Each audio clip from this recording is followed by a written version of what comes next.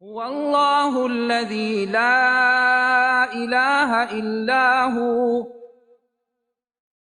الرحمن الرحيم الملك القدوس السلام المؤمن المهيمن العزيز الجبار المتكبر.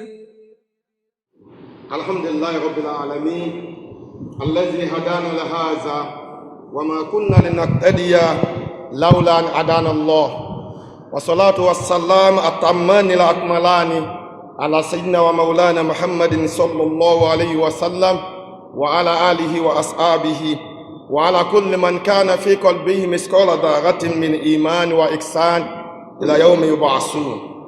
أما بعد، أيها الأحبة في الله، السلام عليكم ورحمة الله وبركاته. There is no doubt in my mind that we have every cause to give thanks to Allah subhanahu wa ta'ala. If not for any reason, the fact that we are gathered here again this morning is enough to thank Allah. I remember the last time I was standing here, it was over a year ago, when we were all worried about the COVID-19 virus. Only Allah subhanahu wa ta'ala knows the number of people that have been taken away by this virus alone. In the University of Ibadan, I don't know how many professors died as a result of this virus. Some escaped it. So that we are here today is not by our power. It's not by our doing. If there is anybody who is afraid of going to a gathering, I won't blame that person, because the experience has been very, very tough for some people. We thank Allah that He has chosen to preserve us, and I pray that He will continue to protect us. The topic of this lecture is Islam in the 21st century. Where are the leaders of tomorrow? I want to start by reminding us, as well as informing us, that when we talk about Islam in today's world, in the 21st century, we are talking of a religion that has over 1 billion people as adherents, which makes Islam the fastest growing religion in the 21st century. Its population is only next to Christianity among all the world religions. And in the US, Northern America alone, as we are talking, Muslims are estimated to be above 12 million. And this is a figure that has doubled all projections. In 1986, a professor of Islamic studies in the US, Uthman, projected that by the year 2015, Muslims in the US will be 6 million. And today, Muslims have exceeded all those projections, whether in the US or all over the Muslim world. Unfortunately, as we talk about the size and number of Muslims in the 21st century, the same cannot be said about our contributions, about our quality, and about our influence in the 21st century. Whether you talk about Muslims in Nigeria, or specifically in sub-Saharan Africa, or Africa as a whole, or you talk about Muslims in Asia, in the Middle East, the Arab world specifically, or you talk about Muslims in Northern America, Canada, in Europe, one thing is very clear. One thing is very, very clear.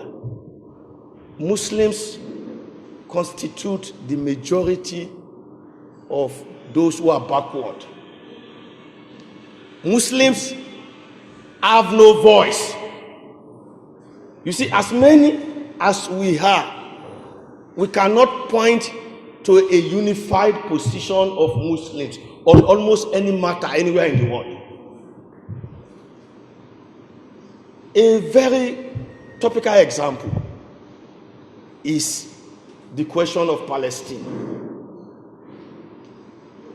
Muslims can engage and conduct as many protests, demonstrations as we like over the treatment that Israel is meting out to Muslims and even non-Muslims in Palestine. But the question is, tell me one person, one nation, one regional group or body that can speak on behalf of the Muslims and will be listened to all over the world. Not even the OIC, not the Arab World League. Tell me just one entity that is so powerful that can talk and everyone in the world will listen to on the affairs of Muslims. Then why are we talking about Muslim population?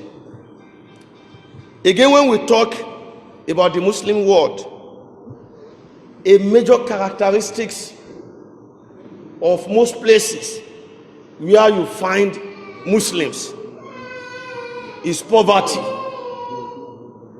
is illiteracy, is war. Most parts of the Muslim world today are war-torn. Whether you talk about Yemen, you talk about Syria, you talk about Iraq, Somalia, Sudan. Most part of the Muslim world today are confronting various crises, military crisis or another. Or whether you talk about our own Nigeria, go to the northeast, is almost completely in ruin with no form of development whatsoever for decades as a result of the activities of the BH, I call it BH, Boko Haram.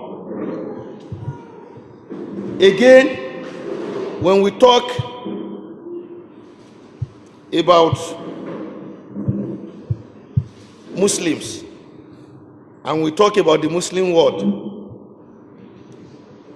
one of the things you observe anywhere you go to in the Muslim world is that we have high rate of jobless youths. Of course, when there is poverty, there will be joblessness, because it is when you have economic growth that you will have abundant jobs in the market. And when you talk about the Muslim world, one key characteristic, I call it two extreme poles. You find it in the Muslim world, two extreme poles. You find Muslim youths, young men and women, especially, but we also have some of us who are no longer as young as we used to be among them, who have ideas that are to the extreme, fanatical about issues generally and about Islamic matters.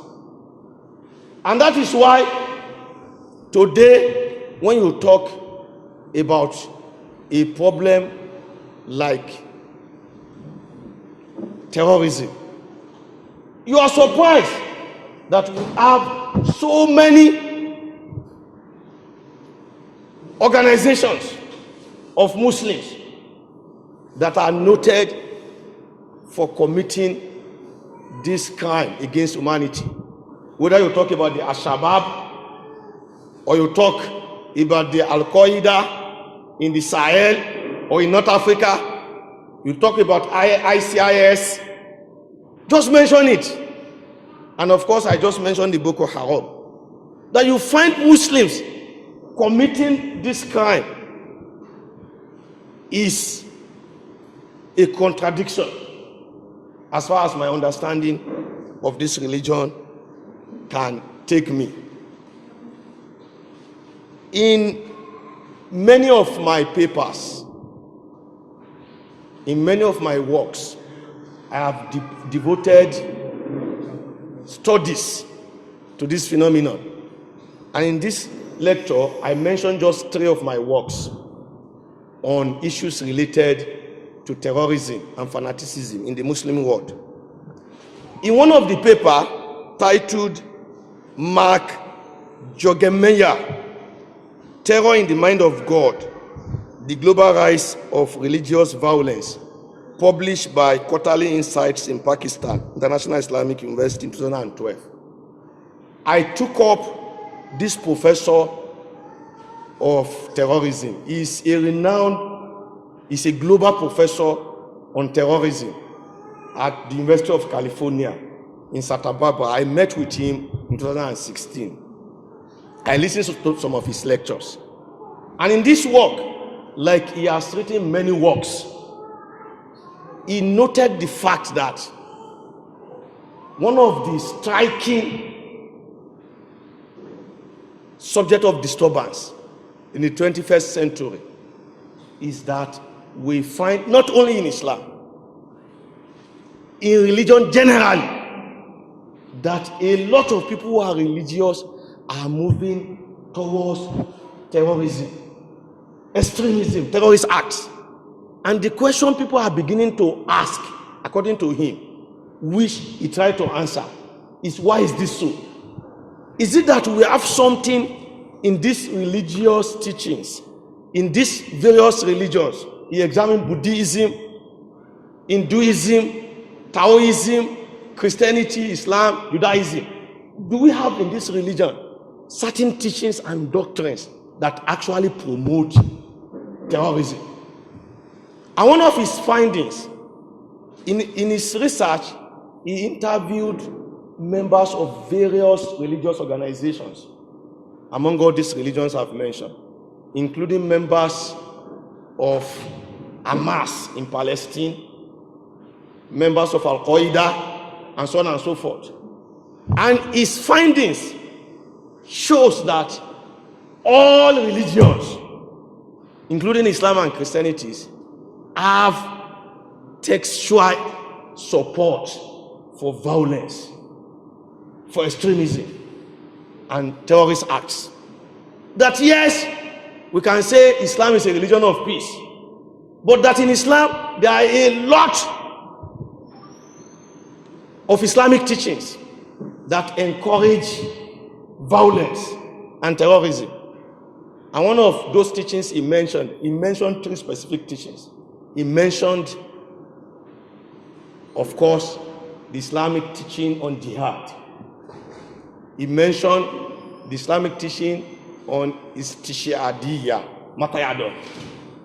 And of course, he mentioned the classical Islamic position on apostasy, arida, that to majority of Muslim scholars, the classical position is that anybody who is a Muslim and lives Islam should be killed.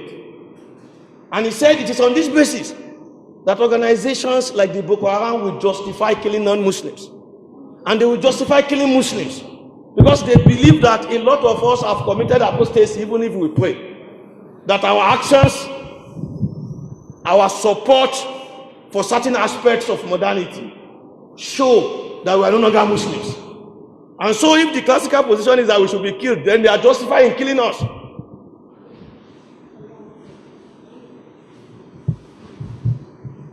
But when you go to the other extreme, you are surprised when you go to the other extreme that in the same Muslim world, we also have youths.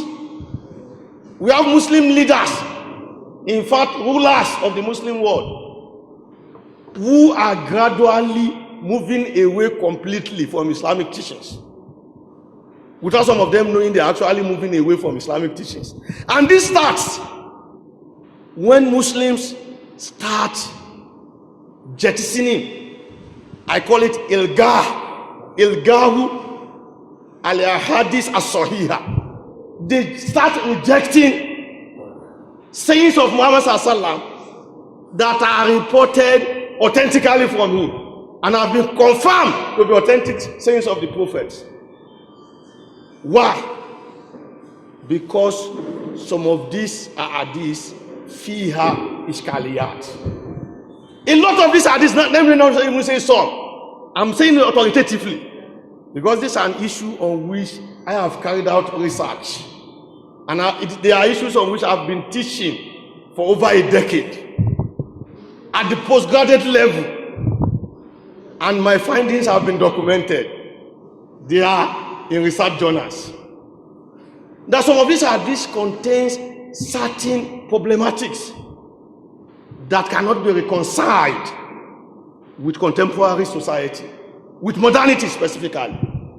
So you see leaders in the same Muslim world throwing away a lot of Islamic practices, all in the name of modernity, all in the name of modern civilization. So you ask yourself, how do you harmonize these opposing positions that we see in the Muslim world?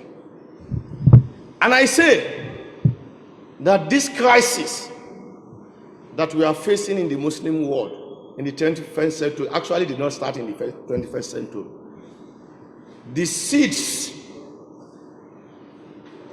were laid, if you like, if you want to go back to recent history, if you don't want to go back to where it actually all started from, you would say that the seeds were laid when in Mecca al-Musharrafah, where Allah subhanahu wa ta'ala chose to put the center of the Islamic faith, when a schism, a division was conspired against the then Khilafah al-Usmaniyya, the Ottoman Caliphate.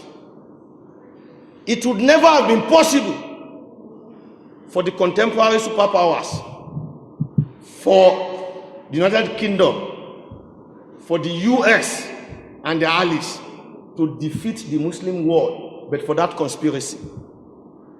That Sultan Abdulhamid Athani told the Muslims never to support the Western allies in the First World War, and he mobilized them to ally with China and Japan. But alas, Britain sent emissaries to the Sharif in Mecca, and they promised them that all the Arab world will be freed. And on the basis of that promise, they sold out the Ottoman Caliphate, and that caliphate was destroyed. Sultan Abdulhamid himself was exiled, he was assassinated, he was killed. And what did the Arab world get from it? The destruction of Palestine. The same Palestine we are shouting about today. This would never have happened because the Jews went before Sultan Abdulhamid with money to pay for the lands in Palestine, and he told them, over my dead body, Ardu Philistine, Ardu Islamiyya, Walan yajuzu tafarruqu fihi walau kana shibr. It is not permissible that any space in that place should be divided and given to you. It is not permissible. It is the land of Islam. And they said it will be over your dead body. And it happened over his dead body with the support of the Arab Muslims. So that was the starting point of this crisis. These same Western allies, through studies in Islam, projected some of the contradictions in Islamic fiqh, in Islamic sciences. Because whether we like it or not, when you talk of the academic study of Islam, nobody has expended so much resources and wealth as the West has done. And that is why the totality of the Muslim world put together cannot produce the number of experts that are produced at Oxford, Harvard, and various Western universities in Islamic studies. They cannot produce it. So they projected the crisis in Islamic thought.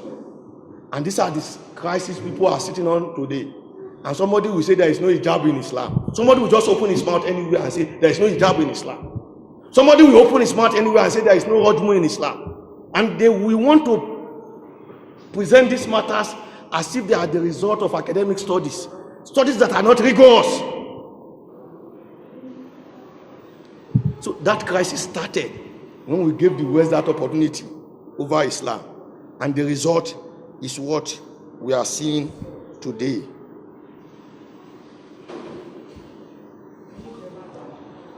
So, in my mind, in my view, the way forward, if you ask me, how do we ensure that all these challenges and others that I've not been able to mention are overcome by Muslims in this century? And how do we ensure that the leaders of tomorrow, as far as the Muslim world is concerned, will not inherit this same crisis, will not be faced with the same problems? And how do we ensure that the leaders of tomorrow in the Muslim world will not be the replicas of the same leaders we have today? In my view, the solution is for us to reject these two poles. The solution is for us to reject these two poles I've mentioned, and for us to go back to the way Allah has described Islam and has described the Muslim community. How has Allah described Islam and the Muslim community? In Quran chapter 2 verse 143, Allah is very categorical. A'udhu billahi minash shaitanir rajim. Wa kazalika ja'alnakum ummatan wasata. I laugh. A lot of people have condemned that Sunni scholar, whom most often I regard as perhaps the sole remaining voice in the Muslim world. And I'm talking of no other person than Sheikh Yusuf Al-Qaradawi. He came up with what he referred to as the wasatiyah, that the position of Islam on every matter, on every point, is the middle course. That Islam teaches us to go away from extreme, from all forms. It doesn't matter whether it's extreme to the left or to the right, to the front or to the back. Islam is against any form of extreme. And Islam teaches us to maintain the middle position. So until we go back to that wasatiyah, we will not be able to produce the desired leaders for the Muslim world, and we will not be able to overcome the challenges that we are facing today. And I say this wasatiyah should be based on the fact that our jobs, our roles as Muslims in this world, as far as Allah is concerned, is to combine the materials and the spirit. Is to work for this world and the hereafter. It is when we recognize that fact that the command of Allah, as far as Allah subhanahu wa ta'ala is concerned, as contained in Surah Al-Qasas, verse 77, is that وَابْتَغْ فِي مَا آتَاكَ اللَّهُ دَارَ الْآخِرَةِ وَلَا تَنْسَى نَصِيبَكَ مِنَ الدُّنْيَا وَأَحْسِنْ كَمَا أَحْسَنَ اللَّهُ إِلَيْكَ Inna Allah la yuhibbul mufsidin. Anybody who causes destruction on the heart of Allah, iniquity, unhappiness, sadness, can never claim to be a lover of Allah. The task Allah has given to us is that with everything we acquire in this world, with every favor bestowed upon us, our goal is to seek the hereafter without neglecting our portion of this world. And do good. The essence of Islam is ihsan. Ihsan is the essence of Islam. That whatever you are going to do as a Muslim, whether in forms of charity, endowment, assistance, you do it ka'annaka, as if you are looking at Allah subhanahu wa ta'ala. فَإِن لَمْ تَكُنْ تَرَاهُ فَإِنَّهُ يَرَاكَ. You don't do it because you want to get any benefit from that person you are doing it to. That is ihsan as far as Islam is concerned. How do we be sources of benefit for humanity? That is why Allah has chosen us. Not to perpetrate facade on the heart of Allah, as we see in Yemen, perpetrated by fellow Muslims. And all over the Muslim world, we see it. We can say whatever we like about the West. Yes, they conspire, they plot against Islam, but are we not assisting them? Are we not helping them? So if we talk about what is happening in the Northeast today, are we not aiding the script that has been written by non-Muslims against us as Muslims? So until we go back to this role that Allah has appointed to us, based on the wasatiyah, I do not see any future for the leaders of this ummah and for Islam as far as the 21st century is concerned. And as a student of that great teacher, because when I talk of mentors and I talk of teachers, I always talk of those who actually provided mentorship. And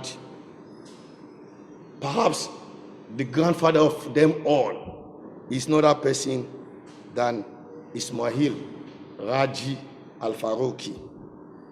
In his work, one of his monumental works, he wrote so many works, and that is the work the Muslim world is still fighting with. A work he wrote in the 80s. Muslim world is still fighting with the implementation of that work. Even today, the Muslim world is not unanimous on the correct approach to implementing that strategy. And this is very clear, very, very clear. He conceived and propounded the Islamization of knowledge project in the 80s. That this is the way forward for us as Muslims. That it is through this we can revive Islamic civilization and Islamic education. I do not want to bore us. If you go back, you will even see it in some of the slides I have here. But if you go back to our history as a country, as Nigerians, you will notice that the problem of Boko Haram, the problem of Al-Majiri, and a host of other crises facing us as Muslims, the problems of graduates of our Marakis and Marahid, started only with the coming of the colonialists. We never had any such problem before they came. Some of these problems were premeditated. They were deliberately created for us. Some of them we foolishly abandoned our responsibility. What what am I talking about? I'm saying before the coming of the colonial masters in every part of the Muslim world, whether the Arab world, whether Africa, whether Asia, Islamic education was the basis of our development and growth.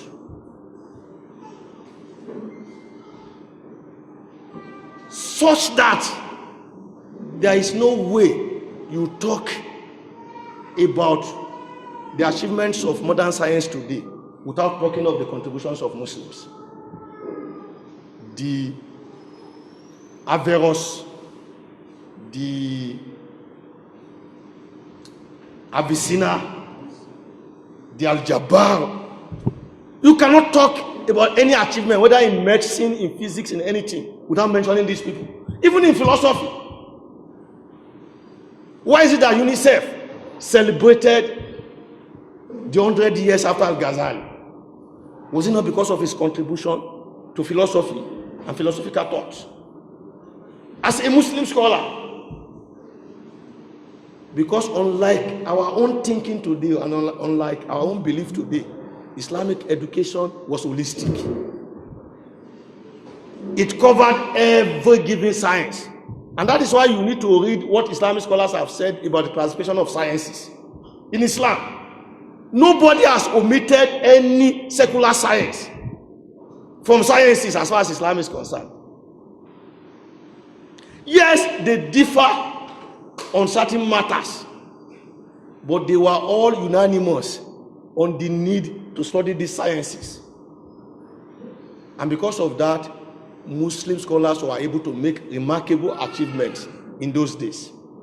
They made this remarkable achievement in every Muslim community. Every Muslim community. In Malaysia, in Indonesia, every Muslim community.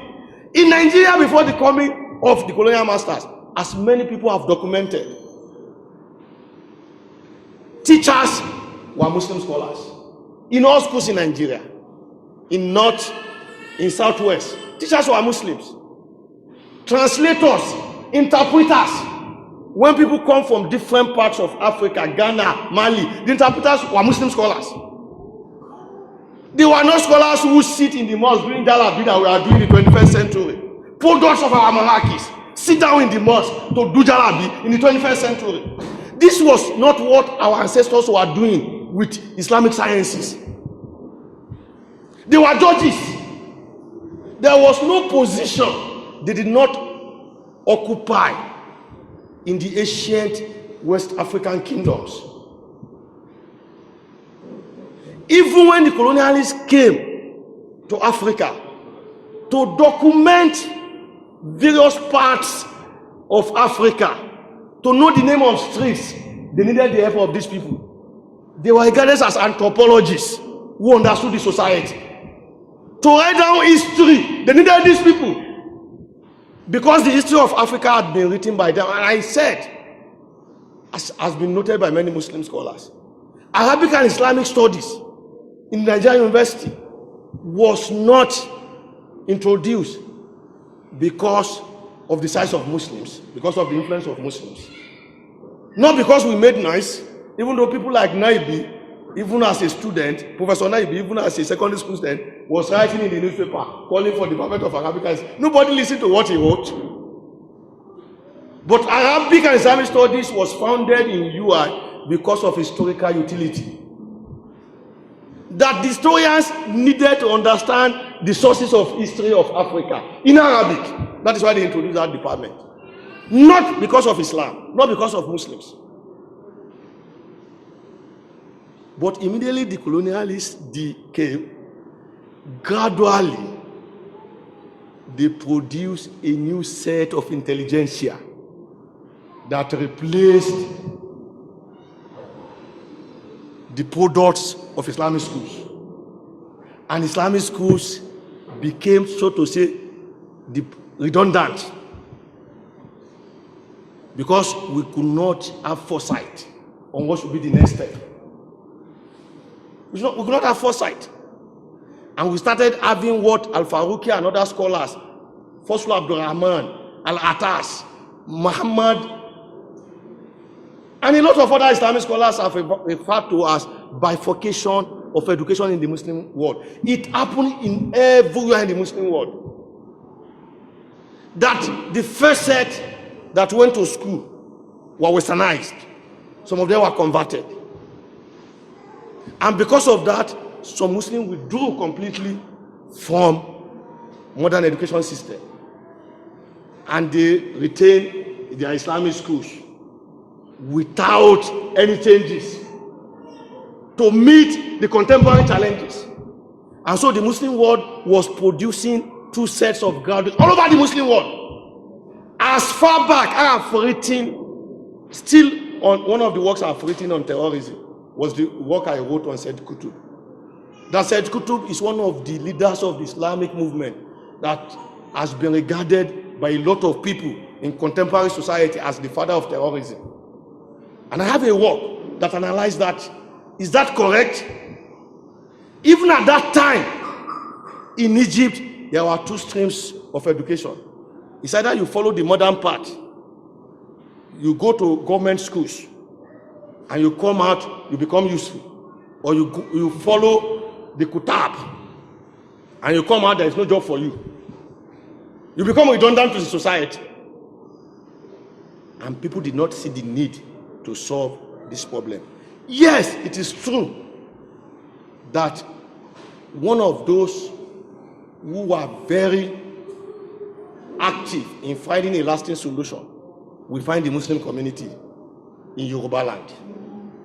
And that is why when you talk about the advent and growth of Islamic organizations and societies in Nigeria, you know they started from the southwest. Because immediately they saw this problem, they saw the need to address the issue. And that is why you still have a sizable number of Muslims in southwest Nigeria that are well educated compared to other areas in Nigeria. One of the things they did was to starting their own schools to address this challenge. This is one of the things they did. But my position is that that has not solved the problem because of the missing Islamization. So until we go back to the Islamization project, we will not be able to do that. Yes, I said very shortly that it is sad that when people call for conferences on Islamization, you still them in the 21st century, still debating the nomenclature. In the 21st century, people are still debating whether it should be Islamization, integration, reintegration, and a lot of other balderdash. And then you ask why we are where we are. This is one of the reasons why we are where we are here. Al-Farouki gave a strategy, and for how many decades we are not able to perfect that strategy. And that is why we are still where we are in many parts of the Muslim world. But when I talk about Islamization, as explained by Al-Farouki, by Muhammad Hamidullah, Al-Atas, and a host of others, when you bring their opinions together, you have a clear picture of what that Islamization should be all about. We are talking of making the basis of our entire educational system the Quran and the Sunnah. When we talk about Islamization, we are talking about making the basis of our entire educational system the Quran and Sunnah. And in doing that, there is a need to reconstruct our understanding of the Quran and the Sunnah.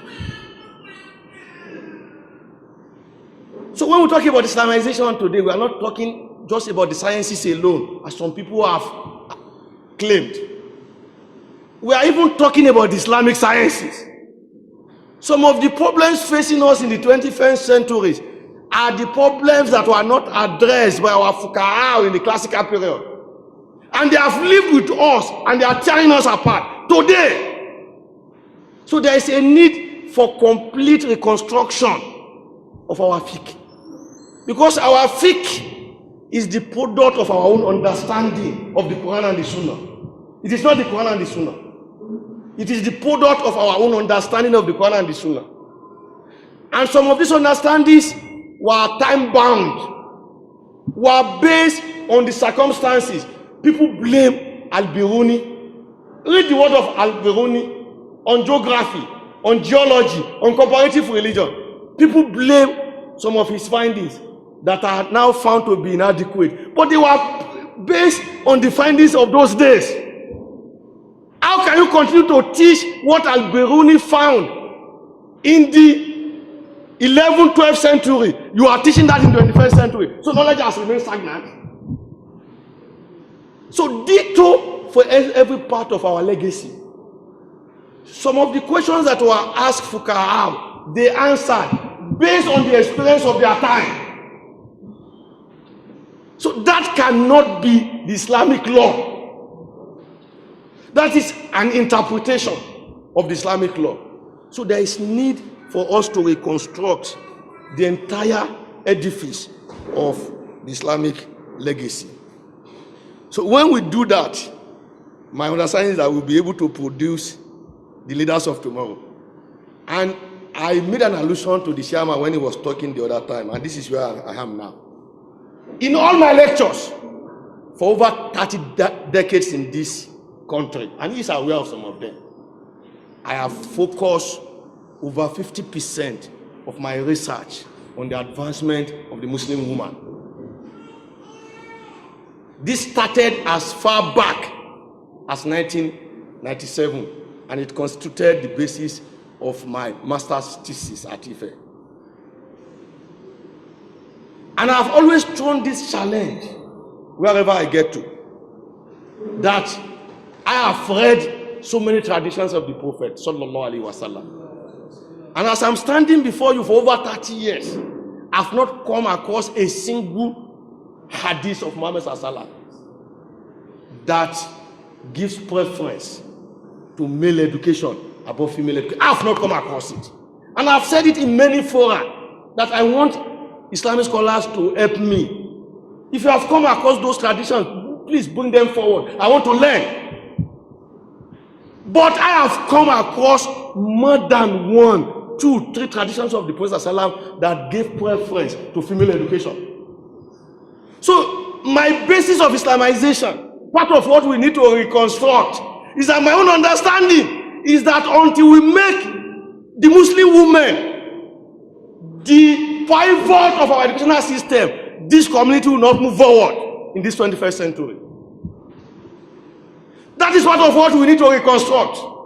Because I know in many indigenous African societies, in Asian societies, if you have resources to train 2 or 5 children in a family, and 2 of them are women, I'm sure they will never be considered in the scheme of things. Because we will prefer to put those resources on the men and not the women. And that is why we are still where we are. One of the indices we are getting from research in the 21st century is that when you subject men and women to the same degree of education with the same facilities, women are always doing better than men. This is what research is showing. But Muslims are still living in the past, where they think the men should always be ahead. Should always be ahead. And that's why I have it here. That in this area, some Muslim countries are making a turn over. Because they are realizing this. And this is what some people are condemning. And they see as if they are going away from Islam. But that is not going away from Islam.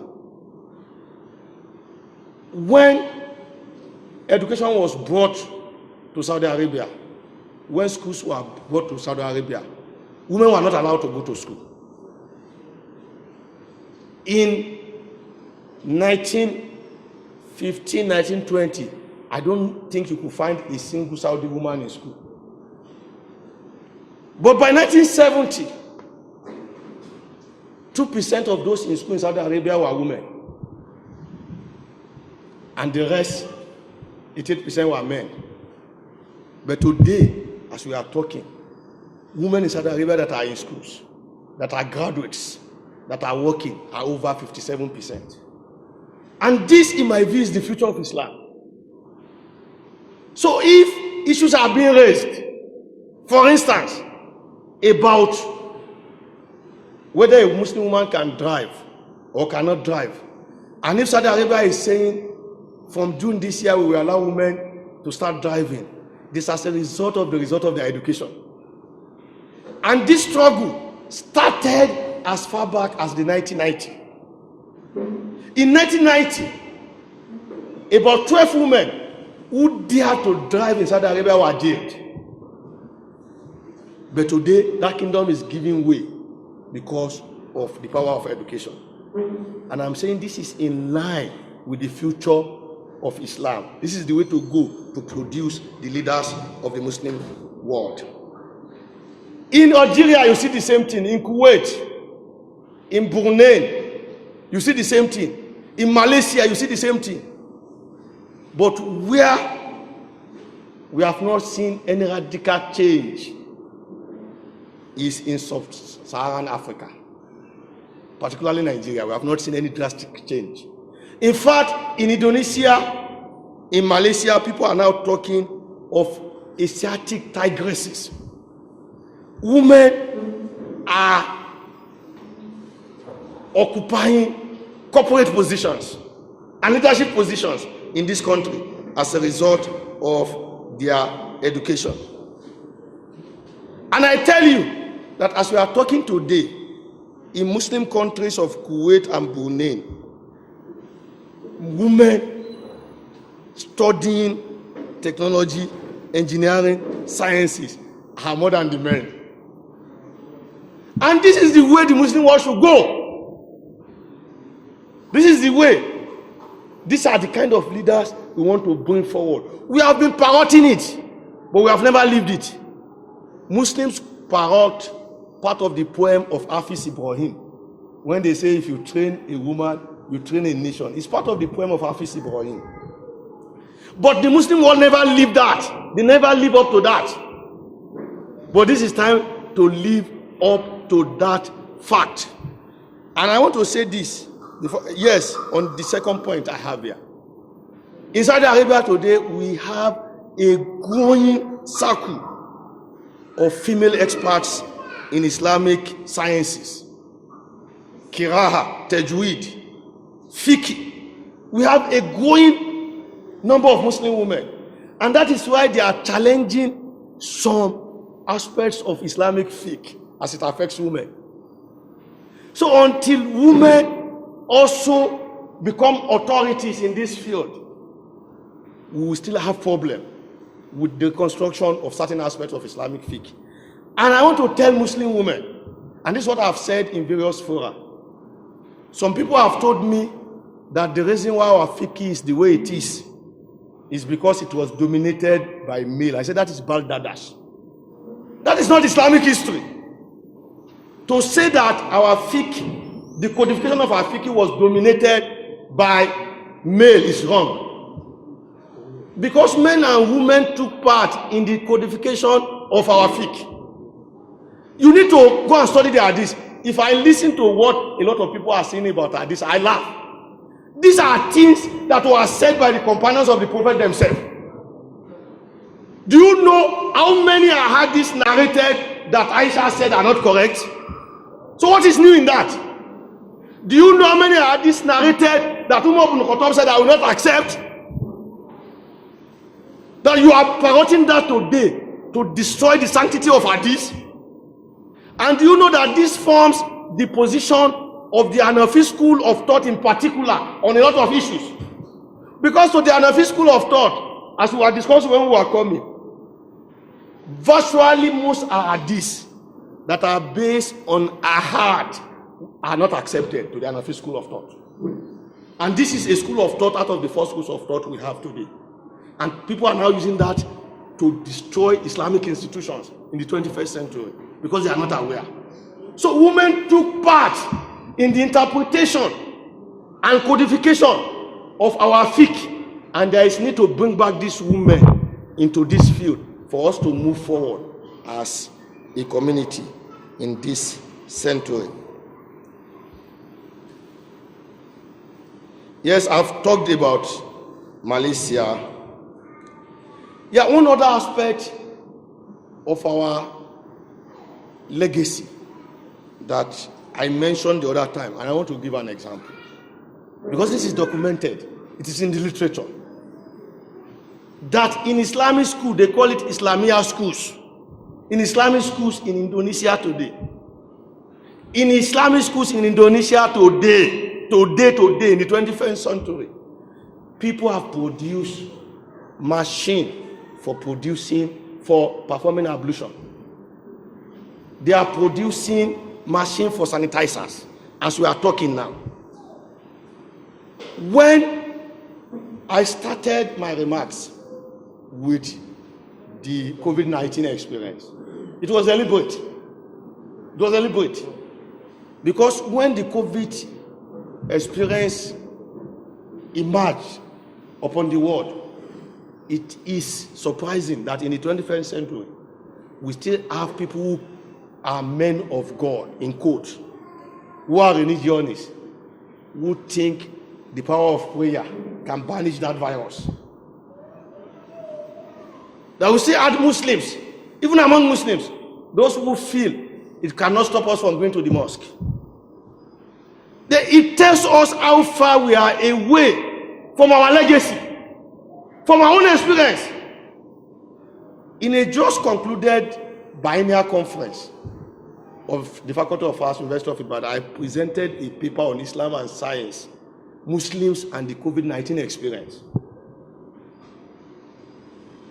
You see, one of the things we do not know about this religion is that in Islamic history, there have been experiences of Tawhun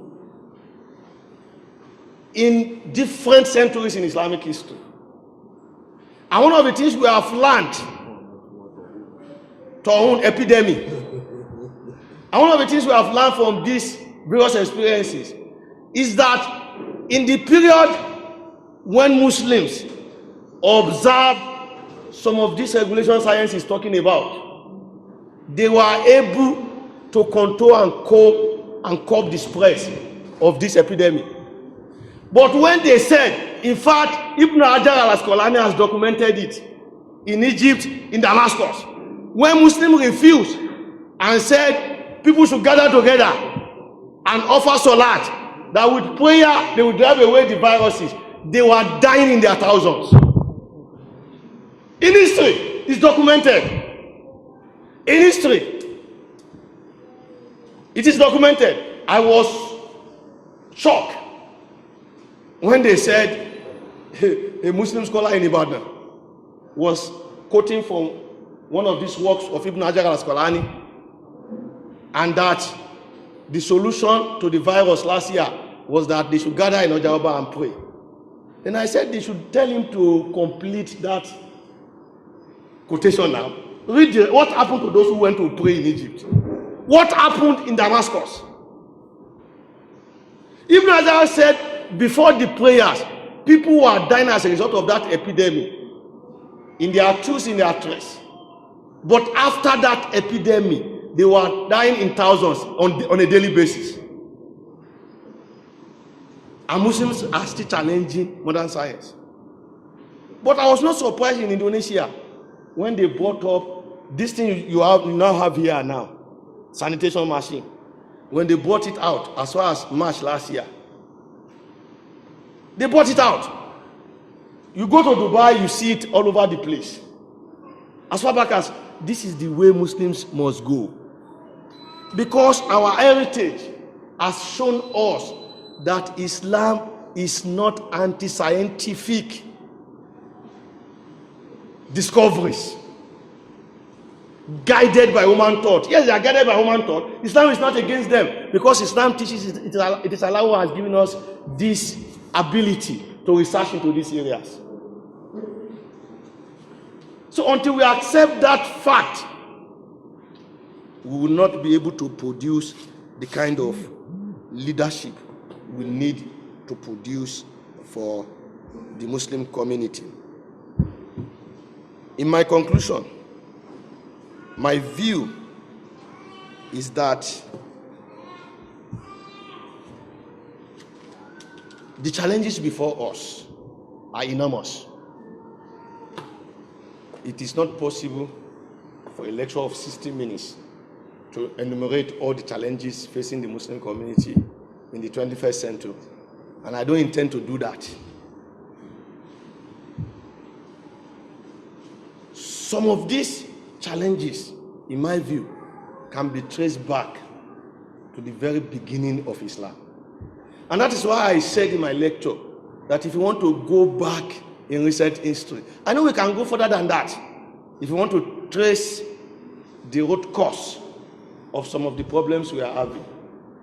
As a Muslim and as a Muslim scholar, I will never be part of those who will insult and ridicule the companions of Muhammad sallallahu alaihi wasallam for their sayings and for the part they played in Islamic history, because of that fact that they enjoyed the companionship of Muhammad, which I'm not privy to. And for that singular reason, Allah subhanahu wa ta'ala has told us in the Quran, وَالَّذِينَ جَاءُوا مِن بَعْدِهِمْ يَقُولُونَ رَبَّنَا اغْفِرْ لَنَا وَلِلَّذِينَ سَبَقُونَا بِالْإِيمَانِ وَلَا تَجْعَلْ فِي قُلُوبِنَا غِلًّا لِلَّذِينَ آمَنُوا. Allah recognizes the fact that these companions were not perfect. And that brings me to the second part when I'm talking about extremism. I will never be among those who will think these companions were perfect. Everything they did was right. No, it was not right. But I will understand that they acted on the basis of their understanding and interpretation of the circumstances, and they were wrong. So until we go back to this history and learn from the mistakes they made, even as far back as then, this community will continue to wallow in the backwardness we have found ourselves. And that is why I refer to what happened in Mecca. It is not in my own characteristic to degrade the Sheriff and the people of Mecca. That is not the purpose. The purpose for us to go back to what happened and learn from them. That is the purpose.